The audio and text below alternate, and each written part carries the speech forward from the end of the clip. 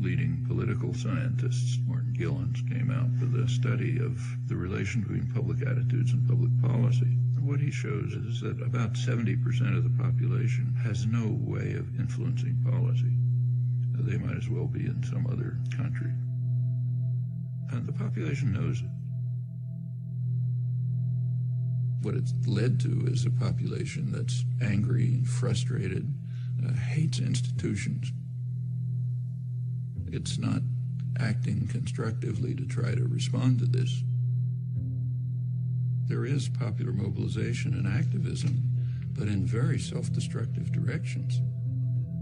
It's taking the form of unfocused anger, attacks on one another, and on vulnerable targets. That's what happens in cases like this.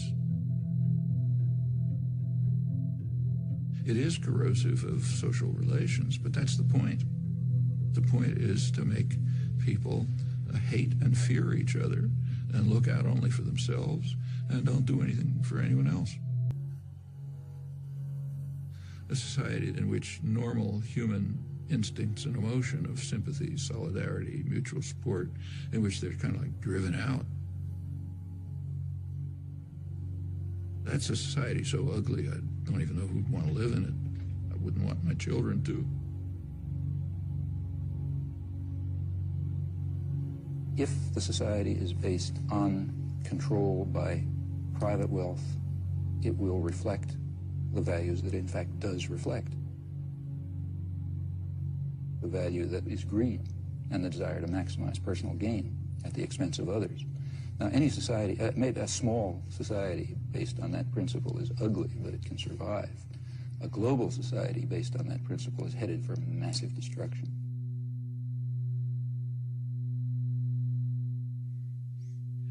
I don't think we're smart enough to design in any detail what a perfectly just and free society would be like. I think we can give some guidelines, and more significant, we can ask how we can progress in that direction. John Dewey, the leading social philosopher in the late 20th century, he argued that until all institutions, production, commerce, media, unless they're all under participatory democratic control, we will not have a functioning democratic society.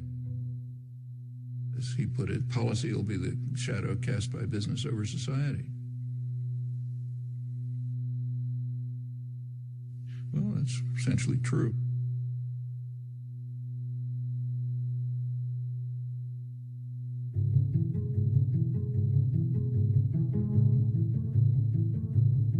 Where there are structures of authority, domination, and hierarchy, somebody gives the order, somebody takes them, they are not self-justifying. They have to justify themselves. They have a burden of proof to meet.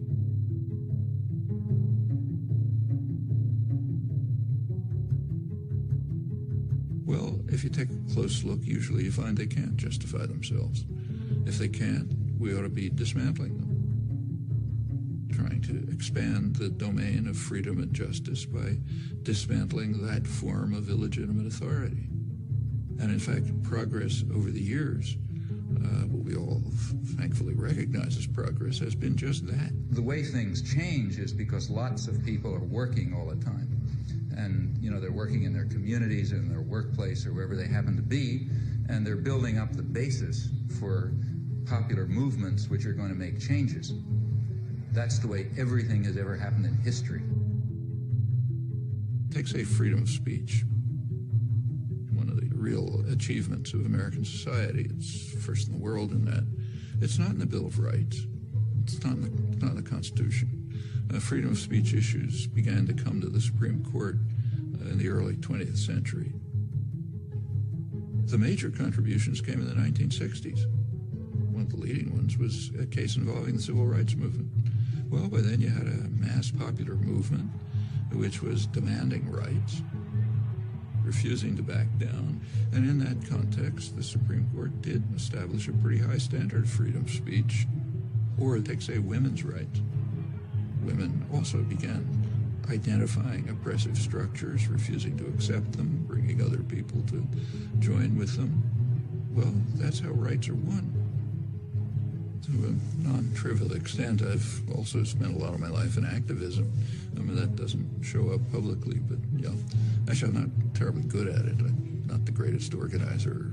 I think that we can see quite clearly some very, very serious defects and flaws in our society, our level of culture, our institutions, which are going to have to be corrected by operating outside of the framework that is commonly accepted. I think we're going to have to find new ways of political action. But the activists are people who have created the rights that we enjoy. They're not only carrying out policies based on information that they're receiving, but also contributing to the understanding. Remember, it's a reciprocal process. Then you have a great deal of... You try to do things, you learn. You learn about what the world is like. That feeds back to the understanding of how to go on. There's huge opportunities. It is a very free society, still the freest in the world. Government has very limited capacity to coerce. Corporate business may try to coerce, but they don't have the mechanism. So there's a lot that can be done if people organize, struggle for their rights as they've done in the past, and they can win many victories.